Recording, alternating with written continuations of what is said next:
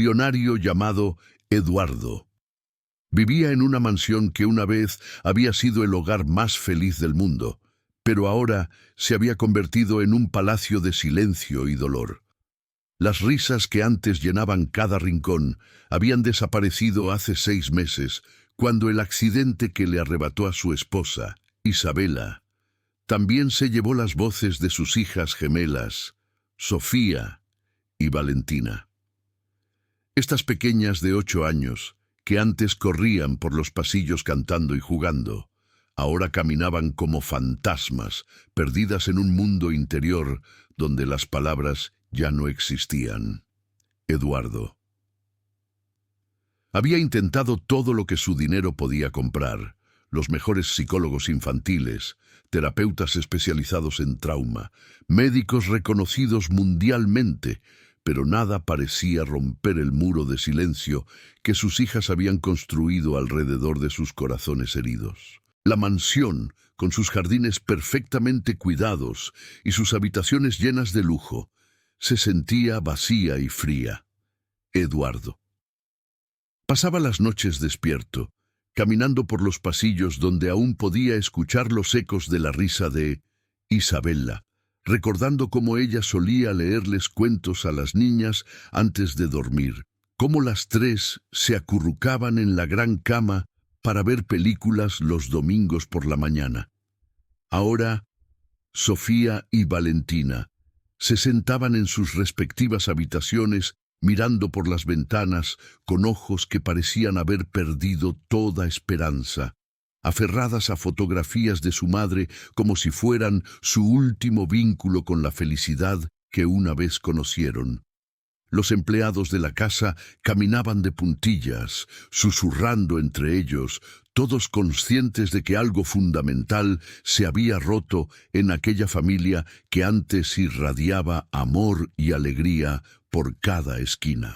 Eduardo había perdido peso, sus ojos se veían hundidos por las noches sin dormir, y su corazón se partía un poco más cada día al ver a sus hijas tan perdidas en su dolor. Había vendido varias de sus empresas para dedicar todo su tiempo a encontrar una solución, a encontrar la llave que abriera nuevamente los corazones de Sofía y de Valentina.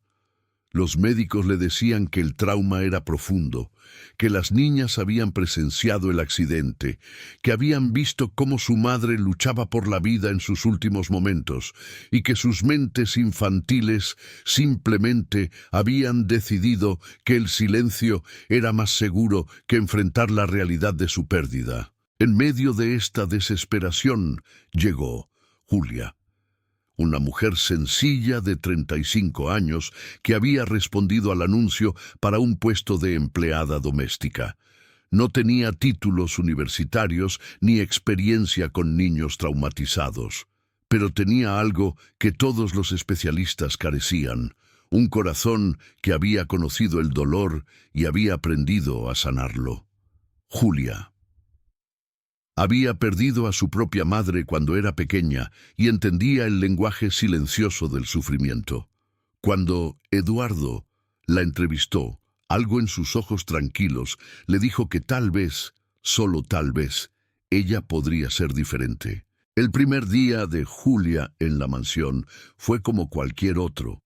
Sofía y Valentina la miraron desde la escalera sin decir palabra, observando a esta nueva persona que había entrado en su mundo protegido. Julia no intentó acercarse inmediatamente, no les habló con esa voz exageradamente dulce que usaban los terapeutas, simplemente les sonrió con calidez y siguió con sus tareas. Pero había algo especial en la forma en que Julia se movía por la casa.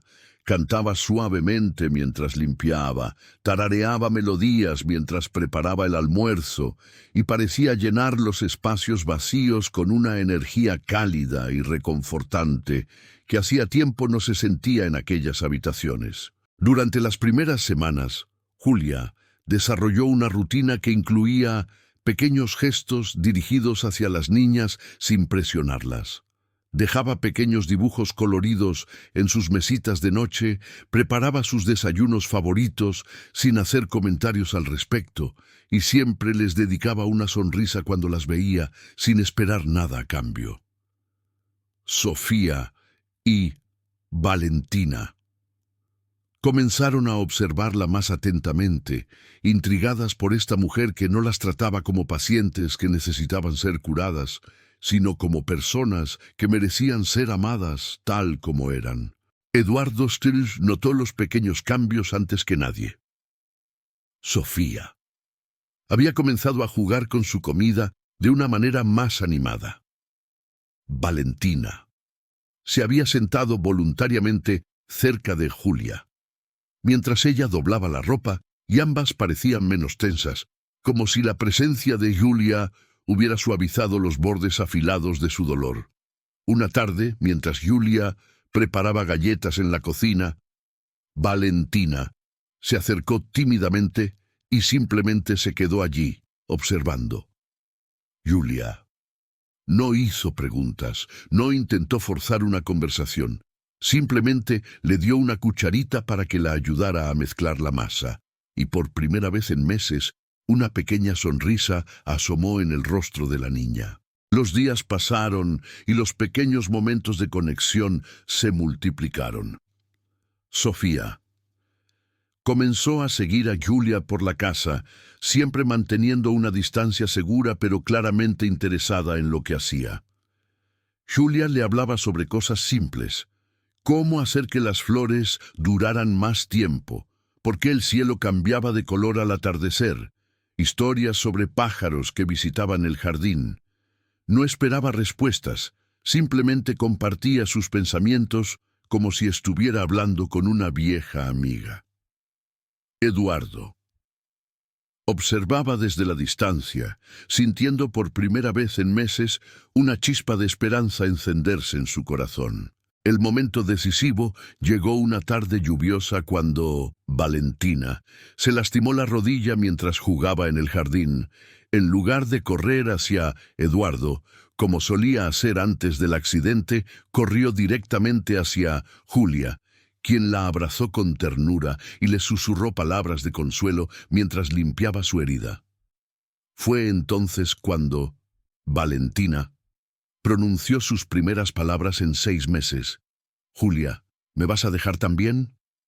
La pregunta rompió el corazón de todos los presentes, pero Julia la miró directamente a los ojos y le prometió con una voz firme y cálida: «Nunca te voy a dejar, pequeña. Estoy aquí para quedarse». Esa noche, Sofía también habló por primera vez, pidiendo que Julia les leyera un cuento antes de dormir, algo que no había sucedido desde la muerte de Isabella. Eduardo sintió como si hubiera recuperado a sus hijas de algún lugar muy lejano y oscuro. Las voces de Sofía y de Valentina volvieron gradualmente, llenando nuevamente la mansión con risas y conversaciones.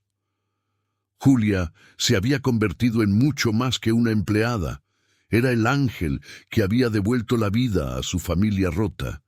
Pero justo cuando parecía que la felicidad había regresado para quedarse, apareció Renata, la hermana menor de Isabella, cargada de amargura y resentimiento.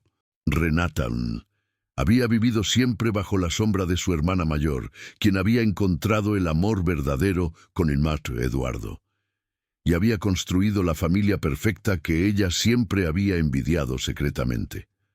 Cuando Isabella Menda murió, Renata Sulters había esperado que Malna, Eduardo Berson, recurriera a ella para cuidar de las niñas, que la necesitara como nunca había necesitado a nadie. Pero cuando llegó a la mansión y encontró a una extraña, ocupando lo que ella consideraba su lugar legítimo, su dolor se transformó en una rabia ciega y destructiva. Renata sí era una mujer de 40 años, elegante y sofisticada, pero con un corazón lleno de heridas sin sanar. Había construido su identidad alrededor de ser la hermana de Isabella, y ahora que ella se había ido, se sentía perdida y sin propósito. Ver a Julia riendo con Sofía y a Valentina, ver cómo las niñas la buscaban para consuelo y diversión, despertó en ella una gealucia feroz que la cegó a todo lo demás. No podía ver que Julia había salvado a las niñas. Solo podía ver que una desconocida había tomado el lugar que ella creía que le correspondía por derecho. La batalla comenzó sutil, pero implacablemente. Renata llegó con regalos costosos para las niñas, prometiéndoles viajes y aventuras que Julia nunca podría ofrecerles. Les recordaba constantemente cómo su madre habría querido que ella, su hermana, fuera quien las cuidara. Plantaba semillas de duda en las mentes de Sofía y la Valentina, sugiriéndoles que Julia era solo una empleada que estaba siendo pagada para cuidarlas, mientras que ella las amaba verdaderamente porque compartía la sangre de su madre.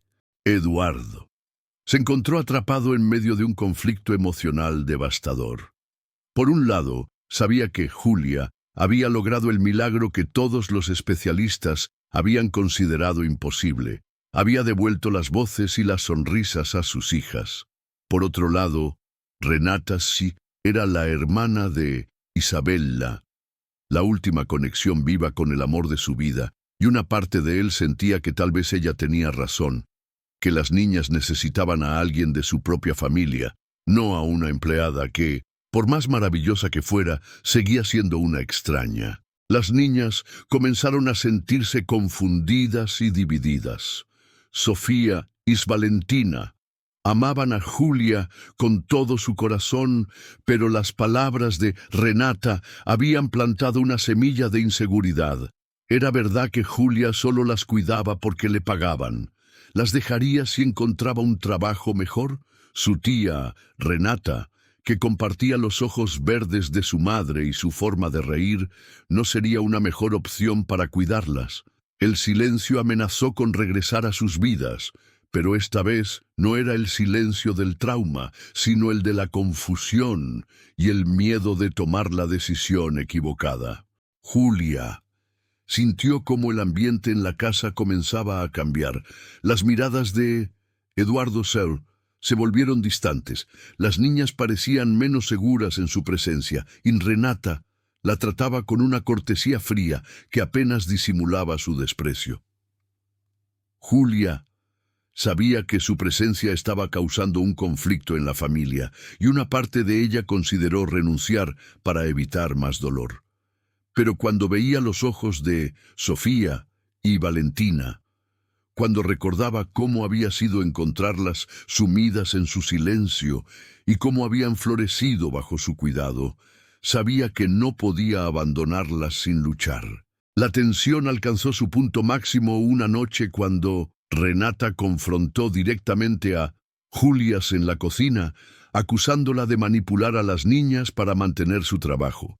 «Eres solo una empleada», le gritó Renata con lágrimas de rabia en los ojos. «Yo soy su familia. Isabella era mi hermana, y estas niñas son lo único que me queda de ella. No tienes derecho a ocupar mi lugar». Julia la escuchó en silencio, entendiendo que el dolor de Renata era tan profundo como el de cualquier otro en esa casa. Cuando Renata terminó su ataque, Julia le respondió con una voz suave pero firme: «No estoy aquí para ocupar el lugar de nadie. Estoy aquí porque Sofía y Valentina necesitaban que alguien las escuchara sin intentar cambiarlas, que las amara sin condiciones. Si tú puedes darles eso, entonces yo me haré a un lado sin dudarlo». Eduardo había escuchado toda la conversación desde el pasillo, y sus palabras lo golpearon como un rayo de claridad.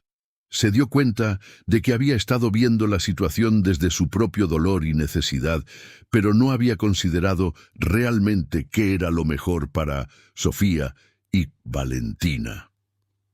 Esa noche decidió hacer algo que no había hecho desde la muerte de Isabella: hablar honestamente con sus hijas sobre sus sentimientos y miedos. La conversación tuvo lugar en el jardín, bajo las estrellas, en el mismo lugar donde Isabela solía sentarse con las niñas para contarles historias antes de dormir.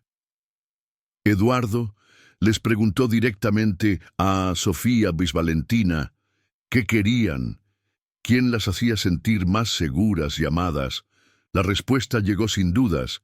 Querían que Julia Sun se quedara. Sofía explicó con palabras simples pero profundas que Julia las había encontrado cuando estaban perdidas en la oscuridad y les había enseñado que estaba bien sentir tristeza por su mamá, pero que también estaba bien volver a ser felices.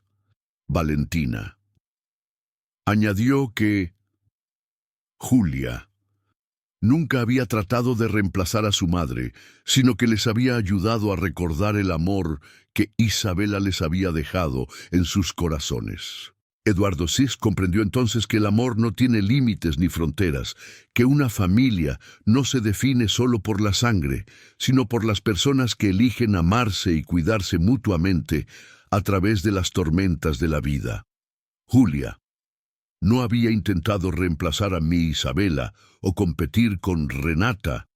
Simplemente había ofrecido su corazón a dos niñas que necesitaban sanación. Y en el proceso había sanado también su propio corazón roto por pérdidas pasadas. La confrontación final ocurrió cuando Renata, desesperada por no perder completamente a las niñas, amenazó con llevarse a Sofía y tal Valentina lejos de la mansión, alegando que como hermana de su madre fallecida, tenía derechos legales sobre ellas. Eduardo se enfrentó a la decisión más difícil de su vida: luchar legalmente contra Renata, lo que podría traumatizar nuevamente a las niñas, o encontrar una manera de sanar las heridas de toda la familia. Fue Julia quien propuso la solución más sabia. En una conversación privada con Renata, le ofreció algo que nadie más le había dado: la oportunidad de ser realmente parte de la vida de Sofía y Valentina. No como una rival que compitiera por su amor, sino como la tía que podía compartir historias sobre su madre, que podía ser un puente hacia los recuerdos hermosos de Isabela. Julia le explicó que había espacio para ambas en los corazones de las niñas, que el amor no se divide, sino que se multiplica cuando se comparte generosamente. Renata, confrontada con esta generosidad inesperada, finalmente permitió que sus defensas se derrumbaran y admitió su verdadero miedo: que si no era necesaria para cuidar a las niñas, no tendría ningún propósito en la vida, ninguna conexión con la hermana que había perdido. Julia Sunce la abrazó mientras lloraba, entendiendo que Renata también necesitaba sanación, también necesitaba encontrar su lugar en esta nueva configuración familiar que la tragedia había creado. Lentamente, muy lentamente, comenzaron a construir puentes donde antes había muros. Renata aprendió a ver a Julia no como una amenaza, sino como una aliada en el amor hacia Sofía y Valentina.